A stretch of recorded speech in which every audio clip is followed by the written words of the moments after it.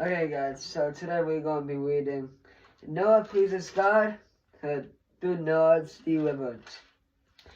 So, this is just a genealogy of Noah. Noah was just a man, perfect in his generations. Noah walked with God, and Noah begot 3 sons, Shem, Ham, and Japheth.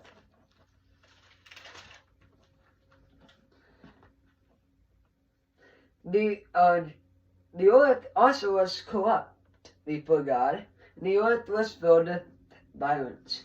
So God looked upon the earth, and indeed it was corrupt.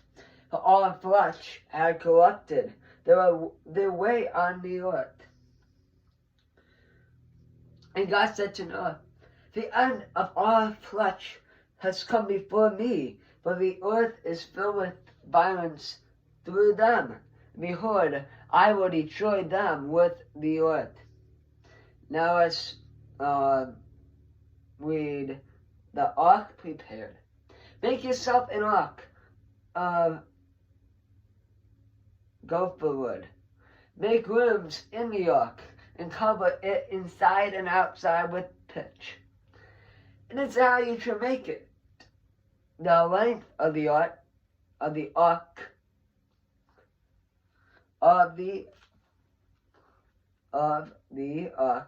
shall be 300 cubits.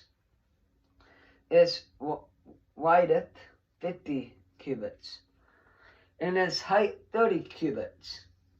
You shall make a window for the ark. You shall finish it to a cubit from above, and set the door of the ark in the side. You shall make it with lower second and third decks. Behold, I myself am bringing a flood of waters on the earth to destroy from under heaven all flesh in which is the breath of life, and everything that is on the earth shall die. But I will establish my covenant with you, and you shall go into the ark, you, your sons, your wife, and your sons' wives with you. And every living thing of all flesh, you shall bring 2 of every sort into the ark, to keep them alive with you. They shall be male and female, of the birds after their kind, of animals after their kind, and of every creeping thing of the earth after his kind. 2 of every kind will come to you to keep them alive. And you shall take it. Let me repeat that sentence. You shall take for yourself all food that is eaten. You shall gather it to yourself, and it shall be food for you and for them. Thus Noah did according to all that God commanded him. So he did. The great flood. The Lord said to Noah, come to the ark, you and all your household, because I have seen that you are righteous before me in this generation. You shall take with you 7 each of every clean animal, a male and his female, 2 each of animals that are unclean, a male and his female. Also 7 each of birds of the air, male and female, to keep the species alive on the face of all the earth. After 7 more days I will cause it to rain on the earth 40 days and 40 nights, and I will destroy from the face of the earth all living things that I have made. And Noah did according to all that the Lord commanded him.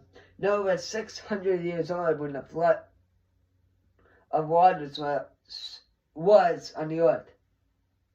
So Noah, with his sons, his wife, and his sons' wives, went into the ark because of the waters of the flood. Of clean beasts that are unclean, of birds, and of everything that creeps on the earth. 2 by 2 they went into the ark, to Noah, male and female, as God had commanded Noah. And it came to pass after 7 days that the waters of the flood were on the earth.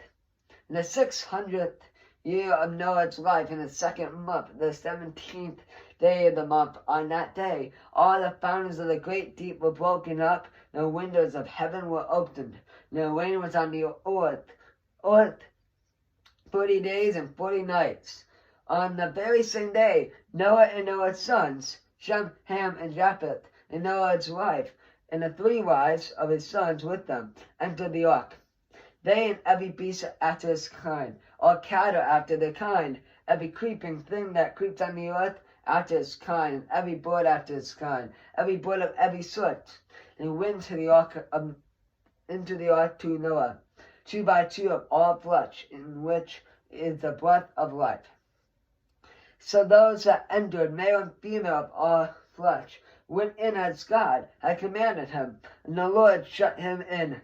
Now the flood was on the earth 40 days. The water increased and lifted up the ark, and it rose high above the earth. The waters prevailed and greatly increased on the earth. The ark moved above on the surface of the waters.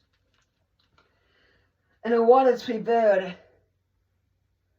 exceedingly on the earth, and all the high hills under the whole heaven were covered. The waters prevailed 15 cubits upward. The mountains were covered, and all flesh died that moved on the earth, birds and cattle and beasts, and every creeping thing that creeps on the earth, and every man, all in whose nostrils was the breath of the Spirit of life. All that was on the dry land died. So he destroyed all living things which were on the face of the ground, both man and cattle, creeping thing, and bird of the air. They were destroyed from the earth.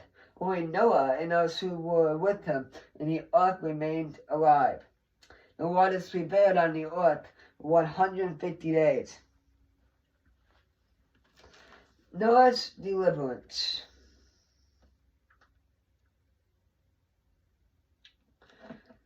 Then God remembered Noah and every living thing and all the animals that were with him in the ark. And God made a wind, and